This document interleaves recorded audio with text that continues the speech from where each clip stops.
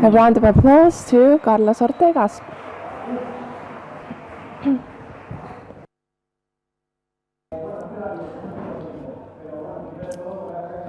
Well, first of all, thank you very much to SEO for inviting me. This is a personal success for me to be here at this event, and today I want to tell you about some things that I have learned over the years.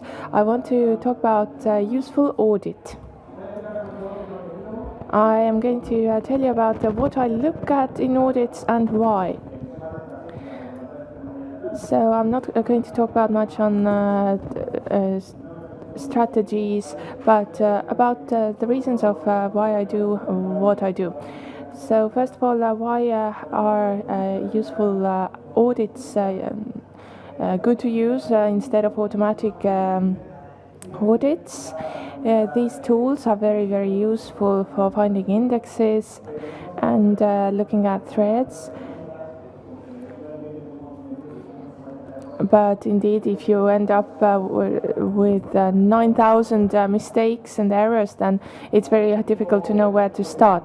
This is a typical Excel sheet you might send to your client with tens of thousands of corrections needed.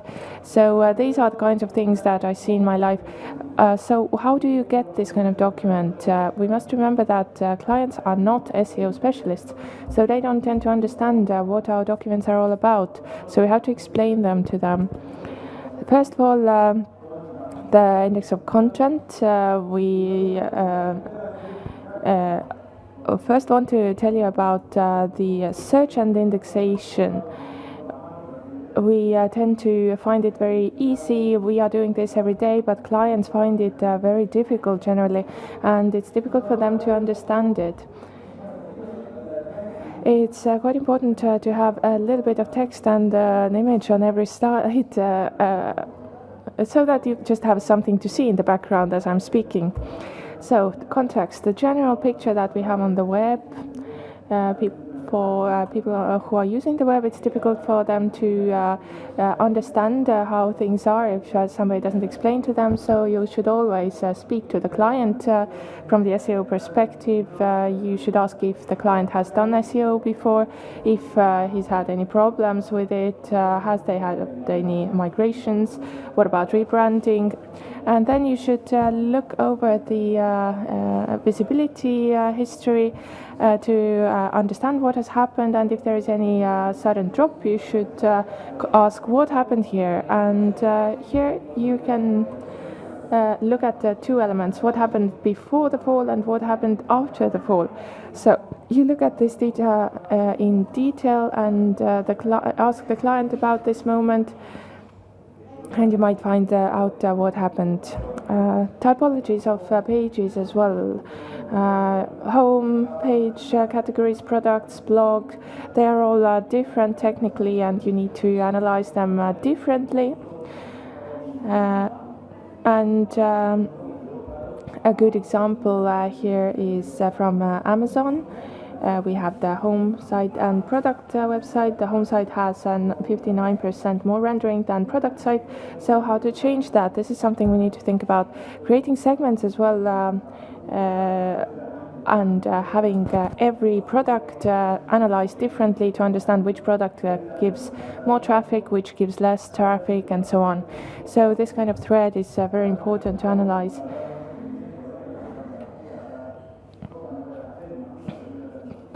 Of course, there are different ways of doing that, probably better ways than doing it than I do, but that's what I do, so I'll show you my work structure. Search consoles as well, these can be used for data analysis. You can use filtering by URL, and you can see all data displayed like this, for instance, with a general image. So now let's move on to the analysis. Let's take the specific page and look at the different categories that I talked about. So Googlebot. A lot of you have said about Google not being used as much for search anymore as other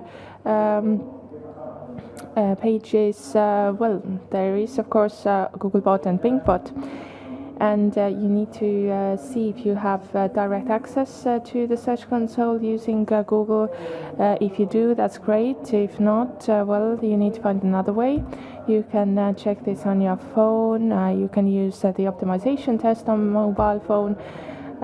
You can also fetch and render by Merkle. This is a very good option. You can choose your preferred bot to do this study, and you should also look at the pages section in the Search Console. Here, for instance, we have a lot of data. There might be a lot of trash data, so we just need to look at the important ones, and you can see that 120,000 pages have been excluded, so these are just not relevant for our research. So looking at Google, looking at what has been indexed, we need to go over sitemaps as well, understand which URLs have been sent, what about status codes, and in this case we have reroutings, and robots.txt file can also be used, so you can use the bot that you want to use, and this can help you look at things more quickly. In some occasions, if you find something strange, you need to go over the headers and see if there's a problem in the header area. If the page is indexable or not, this can be understood looking at the HTML of the website, and often the problem is in the header.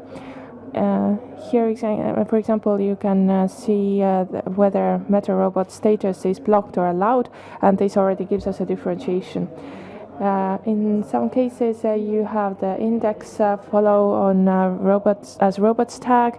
So what can happen is that here we have a minus 80% of visibility in just a couple of weeks, and this is because of what I said on the previous slide. So finally, you should also look at search statistics. And the most important thing is what type of pages there are, what the search results are. Sometimes there is only one file that is being searched all these times, and sometimes there are a lot of files, so the number of URLs is important to take into account. And log file analyzer is a very important tool that can look a bit messy, but it's very fast. All of these searches are a lot quicker than they used to be a couple of years ago. And now coming to the local level in Chrome, you can also look at certificate details at URL level. And you can see if this is correct or not. If you have mixed data, you can look at the security data here. You can look at external petitions if there is anything that is going wrong here. And in the mobile phone, there is an image of the Search Console here. You can also look at things at the URL level for different typologies. And you can carry out the phone test.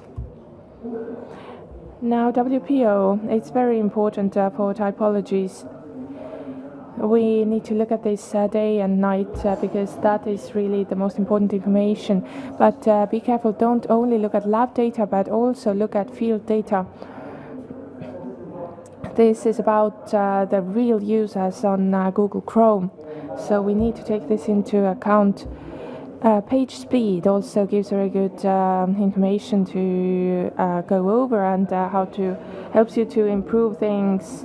But search more. There are many more tools that you can use, and you don't need to worry about just having to use the ones that you're used to using. I also suggest a couple of others which are not so well known, such as Yellow Lab. And sometimes you have identical data in two URLs, and this can identify that fact for you.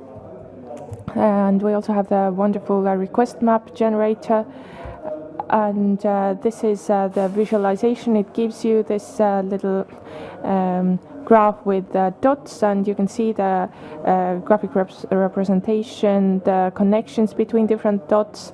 So a very useful tool which brings together different information, and it's very, very visual, so you can see the data and the screenshots in order to be able to have this very visual storytelling. So what about websites in different languages? These tags can also be in HTML in each of the URLs, and others in sitemaps, in headers. There could also be some important information. What's important is that you also look at the right canonical URL, and you don't look at the wrong ones here. I have some SIDS information here, so the right codes can be seen here very quickly. You can also use the idiomatic version of that, and this can be done in any language, in English, Spanish, or whichever other. Now, structured data, I don't want to be heavy about all of this, but it is true that in all the typologies there is a difference. So how do we analyze all this? The official analysis of Google looks like this.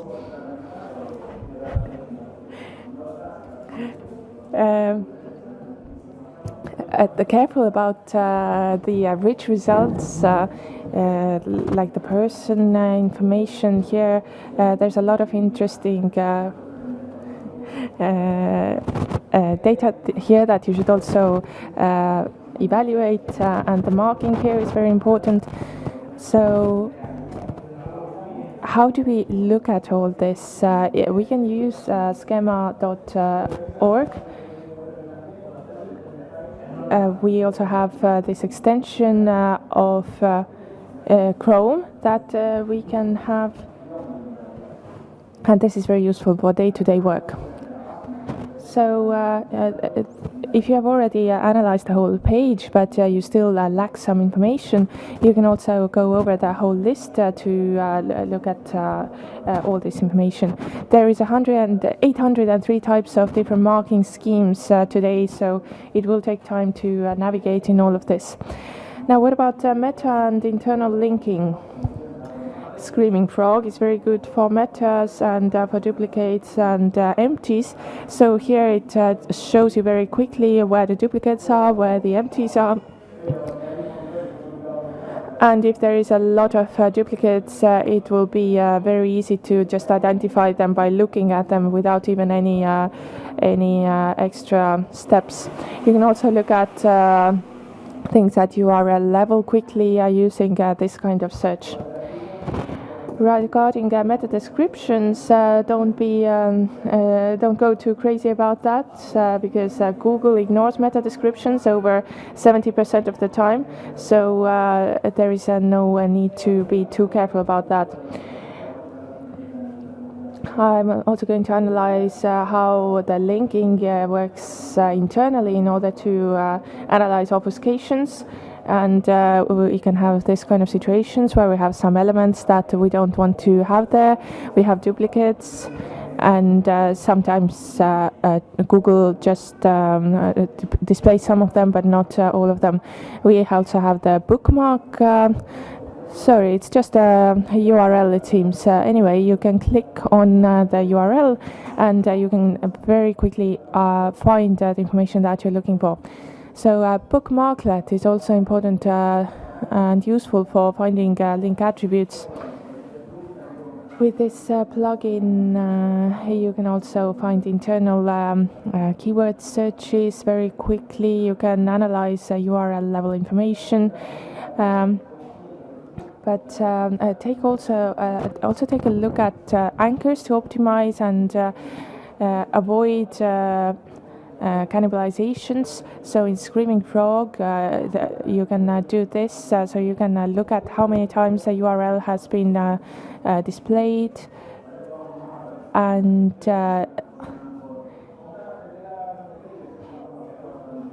so in this situation, you can analyze the numbers of times that each variable has been used. In Screaming Rocks, you can also analyze depending on type, and you can look at source code very quickly. You just need to click once, and you already have all the source code here and available. What about content? I think this should be done by eye, really. I think it's enough for user level to do that. You just need to go over the data that you have, and if there are any keywords missing, then we need to go over that, but I think this is something that's better to do manually. Backlog, finally. On the last slide, I will have a slide with a link with all the information that I've been talking about. But yes, we can list and prioritize all the actions that we have commented, whether it is implemented, whether it's pending. We can see the different states here. We can see that in red and green and yellow. And this makes it very easy to look at what's currently happening with each of the tasks. Now, what about drop-down menus? Why I like to use drop-down menus is because then clients can use these very quickly, very easily, and we can link the choices with indexes that we have in the code. And we also have the extra columns, which are very useful for improving the overall view. And here you can also see the state. So the final thing I want to tell you is that you should definitely make an account in Zapier.com, and you can link the backlog with your tasks. And every time you activate it, you can use this trigger column here with the status chosen. And here you have an example of the body text. Every time you do something, well, the client has to go over it, and this means that when the client does something, you can also see what has happened. You can be updated about the status of the page at all times. So this will give us all this information. So having on Zapier, you can have tags, you can have assigned tags for different tasks, and you can also make this information be redirected to Slack if you want to. And indeed, these are the little things that make you look better, and why not use them? To sum up, I don't think you should make audits which are brief. You should really dive deep in the web. You should make a document that the client can understand. You should prioritize, contextualize each task in the backlog. You should use bookmarks and whatever is necessary. At the end of the day, it's most important that the client understands what you're doing and what's happening with their data. Having a backlog is very important because you can have a very high number of listings of URLs, so you might just get lost in them otherwise. And finally, automation in order to be up to date with the moment and to be able to go over things when necessary. So this is a nice photo that I think sums up the idea of useful audits. And I'll see you at the pool.